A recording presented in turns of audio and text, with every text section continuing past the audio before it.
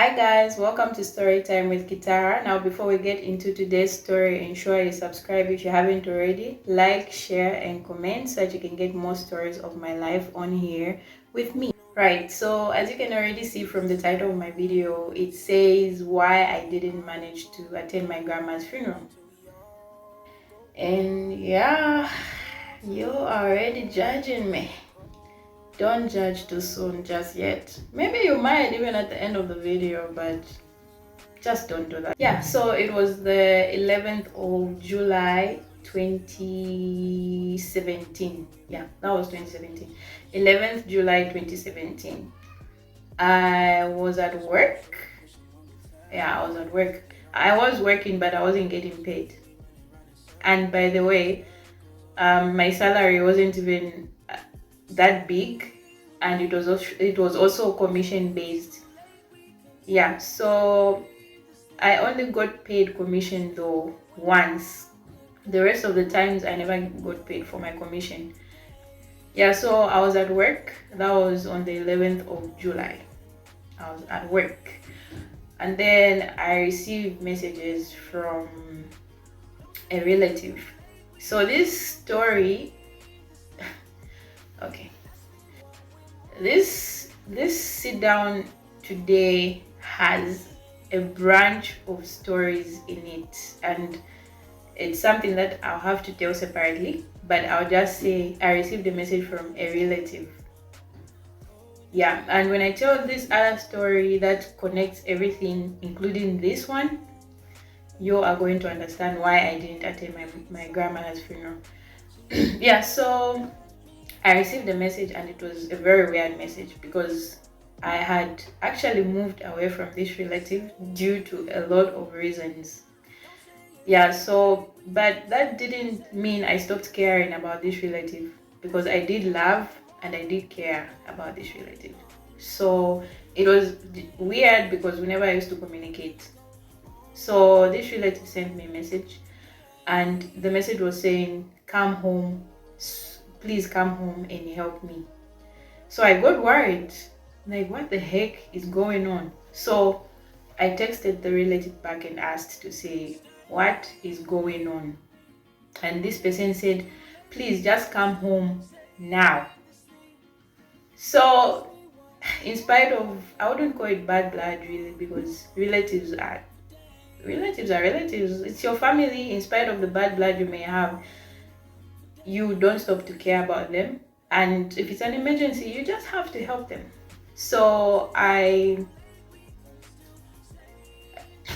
had mentioned I wasn't getting paid at work, but it should be the previous week, or it should be the same week, I had gotten paid some commission, and it wasn't even that much anyway, but I'll mention the amount. It was just a 400 kwacha, I remember.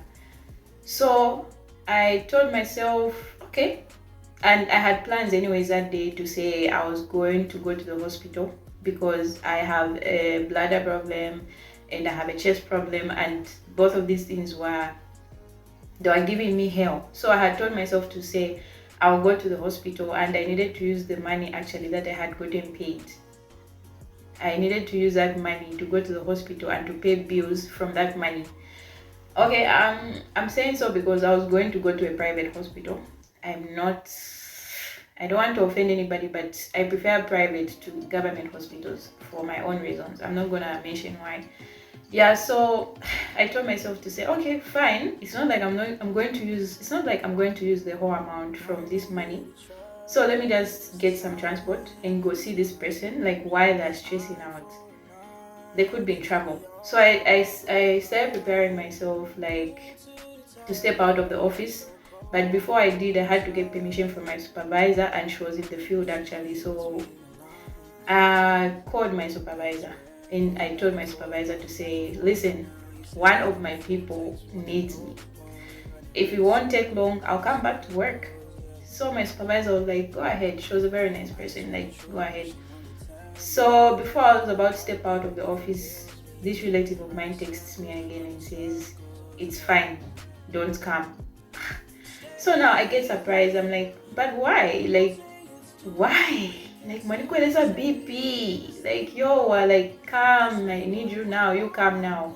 And by the way, this relative anyways was like, for me, I don't know how many kilometers that is, but it's kilometers and kilometers away from where I was. I think it was going to take me like 2 hours just to get there. I was like, oh, fine. So I actually informed my supervisor to say, the person says it's fine, so I'm just going to stay at the office. Then, after I knocked off from work, that was 5 p.m. I prepared myself to step out of the office and to proceed to the hospital. Although the hospital was like in my neighborhood at the time where I was living, the same private hospital, which was a good thing. Like the hospital was just like, is it 3 blocks away from where I was staying? So it was a good thing. So I knocked off, got on a bus. Whilst I was in the bus, I started receiving calls from my cousins. Yeah, I started receiving calls from my cousins. So I ignored the calls because I was like, I'm gonna call them later. Like, I'm not well right now. Like my condition actually got worse, and that what was affecting me the most is my bladder. It got worse. Like, I was just in pain, and yeah, I'm not gonna describe the condition I have. Yeah, but it's a bladder issue, and it usually affects my pelvis as well and my tummy. It's not, and just the whole body. It's not a good feeling. Yeah, so I ignored the calls and told myself I was gonna call them when I got home and when I was free after the hospital. And it wasn't just one cousin, my cousins, all of them, one after the other, one after the other. I was just looking at my phone ringing, and I was like, yo, I'm gonna call you back. And usually such people actually do annoy me, like, you know, those kinds of people who just call continuously when they see you're not answering, and they're just calling and calling. That should tell you something to say, okay, someone might be busy, or they're sleeping, or they're not around that phone. But anyways, I was just like, I'm gonna call them later. So I actually got to the hospital and I saw a doctor. No, first I saw a nurse, then I saw a doctor, and I described to them my condition, and they knew what to do right away. And they actually gave me 2 injections, and those injections were very, very painful. It had been hours, like ever since I had a meal that day. So I feel like that contributed as well, because after receiving those injections, I was lightheaded, I was feeling dizzy, the injections were painful, I was feeling weak, I was failing to walk properly. I could walk, but I was failing to walk. I went home walking, like I was just dragging myself literally. So I was about to open the gate by the place where I used to live. I actually used to live with a friend because I had already moved out of my family's place for several reasons that I'm gonna make a video for as to why I decided to make that move. So I reached my friend's place and I was about to open the gate, but I heard the dog was loose, and the dogs were very vicious, like to people who they didn't know. So and the dogs were like very big, like they were bigger than me. They were German shepherds. So if I opened the gate, they would have overpowered me and gotten out of the gate and maybe attacked someone who was passing in the road. So I had to text my friend's brother, like, can you hold the dog so that it doesn't come out? So before I even texted, I received a call from one of my cousins again. So I was like, okay.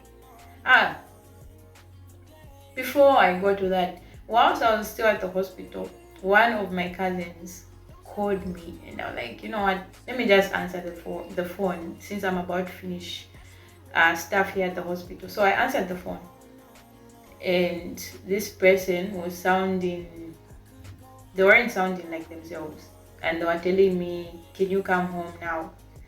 So I'm like, why?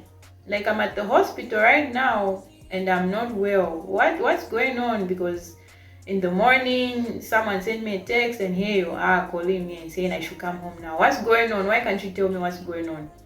And this person just says, can you come home now? And they cut the phone. So that was weird. So back to the other cousin now who's called me. This other cousin calls me and I pick up. No, I don't pick up. I'm like, okay, this is annoying. Like, why are people calling me and they're actually not telling me what's going on? So I just ignored the call and I'm like, I'll call them when I get in the house. So before I open the gate, a message pops up on my phone and it's saying grandma is dead. Yo, I know the way some people have grown up. Like some people are not close to their grandparents. I was close to my grandparents, so that's why it affected me that much. Yeah, some other people, even if they weren't close to their grandparents, it does affect them. But I'm sure you know what I mean. Like it affected me. Like I was really close to my grandparents because I grew up with them, and they were like literally just my parents. So grandma has died. That's what the message was saying. I lost my strength. Already, I didn't have strength. I lost my strength and I fell down at the gate. I fell down. Like, I was in disbelief. I was in shock. I fell down at the gate. Not really like falling down, but I sat down. I fell down, but in a sitting position. Yeah, and I looked at my phone again, and my phone was cloudy because I had tears in my eyes. So I read the message again, and you know when your eyes are cloudy, the words become blurry and they become big. And that's what happened. So the phone screen became blurry, and the words, since I couldn't read properly because my eyes were teary, they became like they enlarged. It's more like you make the words big by enlarging the font. Like, yeah, I'm sure you know what I mean. So I now called the same cousin that sent me a message. I was like, what has happened? Usually I used to judge people. Okay, we grieve differently, but usually I used to judge people who would comment on someone's post when someone has passed away and they're like, what happened? I would be like, but why are they more interested in knowing what happened to the person and not just, like feeling for the person, like what they're going through? And that's what I actually asked my cousin. I was like, what happened? And then she was like, I don't have details at the moment. You just need to prepare yourself so that you can come through. I didn't even like have the strength to explain to this person to say I wasn't even going to manage like to travel, because that was one of the reasons why I didn't go to the funeral. In my head, I was just thinking like, what has happened? And I was in disbelief. I was like, no, grandma. Yeah. So I was at the gate and I started crying at the gate. I couldn't move. Like I was like, my friend was at work and the only person that was home was my friend's brother. I was like, I don't think I'm going to manage to go inside. I'll just wait for my friend because I knew my friend was about to knock off. I started crying at the gate. Not just shedding tears, I was wailing. Yeah, so I remember I had told my friends brother to say I'm outside. So I'm sure they were wondering like, how come she's not inside yet? Because they were holding the dog, right? And I'm sure he also heard me like wailing outside. So he opens the gate and he found me on the ground seated. I heard him and I was like, shush, bish, shush. I didn't want him to know like what was happening. Yeah, because I just didn't want to be asked like what's wrong in that moment. And I'm just not that kind of a person who likes such attention. Like when I'm sad and someone like, oh, I'm so sorry. I don't like that. I would rather just like be on my own and shush myself, and I get outside and I'm smiling and you wouldn't even know like this bitch was crying. So I stopped crying and I'm I don't even know how to describe myself, but I'm the kind of person like you wouldn't even know like what I'm going through. This guy actually, since it was dark anyway, this guy, unless if it was light, I think he would have seen my face that I was crying. This guy actually didn't even detect to say I wasn't okay. I think I'm just I don't know if I can call myself a strong person or I'm an actress, one of the two. But I just stopped crying. I cleared my voice. I wiped my tears, and I just made myself sound so normal. And this person didn't even know what was going on. And I was like, "Hi, I'm so sorry. I'm just from the hospital. I'm not well." And then since he could see the way I was walking, I was like, "Oh yeah, she's not well." I'm like, "I'm not well. I was just like trying to take a breather. I was going to come in. Sorry." And this person couldn't even tell that I was from crying because my voice was just the way I'm speaking. It wasn't even shaky, like nothing. Yeah, so I entered the house and I was in the living room. Since I was alone, like I just couldn't help it. I was just crying. I was just looking at the text. And usually for me, I don't know if you ever feel this way. When someone dies, I think to myself, like, what were the thoughts in the last moment before they died? How did they feel when they were dying? Like, if people do feel themselves losing their breath. So that was just so painful to me to imagine my grandma going through that. So yeah, my friend finally knocked off, and I remember I had used up the money I had at the hospital. I didn't remain with any penny. My friend knocked off. I tried to make myself strong, but I couldn't. I just started screaming and crying. And my friend was like, "What's going on?" And I told my friend what was going on. And my friend consoled me. And I didn't want, like, this friend was already helping me with a lot. Transport when going to work. Okay, just transport, that's it. But that meant a lot to me. And I didn't want to tell this person that I needed transport to travel to the funeral, because they were already doing so much for me. Transport, and they used to feed me. Because I used to stay at that place and they used to feed me, yes. So I didn't want to bother my friend again and say I need transport. I need transport. So I just kept quiet about it, and I was like, how am I going to go to the funeral? So I immediately called my grandpa, like when I gathered strength.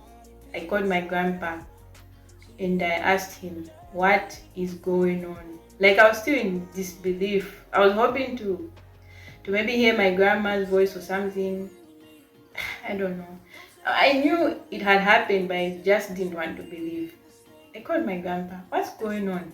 And he explains to me what happened and whatever happens to her, which led to her death. Yeah. And he told me, I need you here. And I knew he needed me, honestly speaking.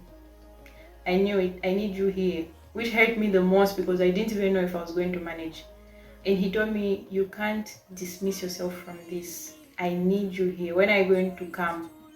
I just told him I'm looking for transport. As soon as I find it, I will come. He told me, please do not dismiss yourself from this. I need you. Which just killed me even more. Like, to hear my grandpa's voice, and even though he sounded like, you know how men are. Men, you wouldn't really tell like if they're in pain, but I knew he was in pain, which just hurt me the most. Yeah. So I started now thinking to myself, like, how am I going to go? I didn't know like who to ask for transport and all that. Yeah, so one of my cousins called me and she asked me, when are you coming? And I told her, I don't know, I'm looking for transport. And she told me, you should prepare yourself, and I think she said go in town. Go in, I don't really remember, but I think she said prepare yourself, go in town so that you can come with one of our relatives, the person I moved away from. So I was like, I can't go with that person because already something had happened, and I was honestly looking out for myself to say, what if this person manages to do what they didn't manage to do? That's another story for another time. But I felt I thought to myself, I'm not safe. I can't go with this person because I don't know what they will do to me. So I just answered my cousin and told her, okay, I'll come with the same relative. And then one of my uncles called me and he told me, have you heard the news? I told him, yes, I have. How are you going to come? I told him I don't have transport. That's what I told him. And okay, I don't really remember what he said about transport, but he said him and his wife, they were traveling the following day.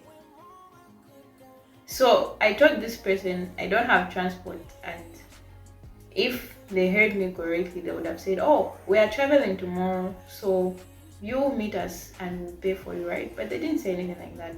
So I couldn't just assume and say they're gonna pay for me. My life is just complicated, guys. You cannot understand.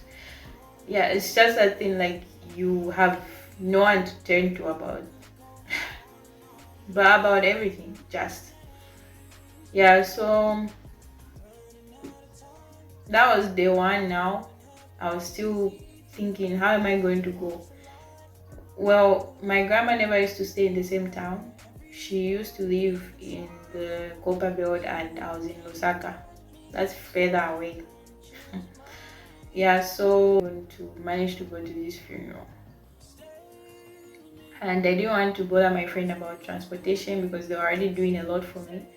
And my job status wasn't certain. There was no security, and I wasn't certain when I was ever going to get paid and whether I would pay back my friend, because I had even promised my friend that I would pay you back for all these things you're doing for me, Yeah, so I just made up my mind because I thought about the whole thing, and I made up my mind and I told myself I'm not going to manage to go to the funeral. As much as I want to go and as much as it hurts me, I'm not going to manage to go. So I made up my mind. So here are the reasons why I didn't go. Firstly, it was because of finances. Secondly, it was because something had happened that I was afraid of for myself, and the timings for that day when my grandma passed were very, very weird. It wasn't making sense to me what had happened that day. I actually thought to myself, my grandma has been killed, and I thought for myself to say I'm not safe. Knowing what had happened, which I'm not going to mention in this video, but I'll make a separate video for it, a separate story time, so that you guys can understand why. I thought for myself to say I'm not safe, and I don't know what actually happened for my grandma to die, but the timelines were very weird, like things weren't adding up. And when I thought about those things and I added them up together, I told myself this is weird. And then the other reason was I thought to myself, who am I going to mourn my grandma with? I knew grandpa would be there, but I was thinking, was I going to be strong enough to be there for him? And who was going to be there for me? I usually, when something as bad as death happens, people pretend like they gave an F and they would be there like consoling you. And I'm not the type of person who pretends like, oh yeah, console me, when I know what you actually are, what your heart actually is. So those were the three main reasons. Finances, I was scared for myself, and I was wondering who I was going to mourn my grandma with. So I just made up my mind and said I'm not going to go. And I told my grandpa. I just told him, because by then I didn't even tell him. I only actually told my grandpa what happened. The thing I'm holding back from saying right now, like what happens to me, what people did to me. I only told him last year in 2024. That's when he knew about it. So I just told my grandpa, I don't have money and I'm trying to look. As soon as I find it, I will come. That's all I told him. And I did manage to go. And it pained me so much, because usually when people like just don't have the full story to something, they usually end up judging you like, because already I heard already from one of my relatives, and that's an auntie-in-law. She told me to say, your people are actually saying this and this about you. So I was just like I'm not the kind of person who stresses so much about things. Like, I'm not going to prove to you like, no, I made this decision because of this. I'm not that kind of a person. What matters to me mostly is that as long as I know the truth and God knows the truth and he's seeing the actual truth, like, I don't care about what other people think about me. So I knew, like, my people talked about it, like, yeah, maybe someone even actually mentioned to say maybe she's the one who killed her grandma and now she's not coming to her funeral. Yeah, so that's it, guys.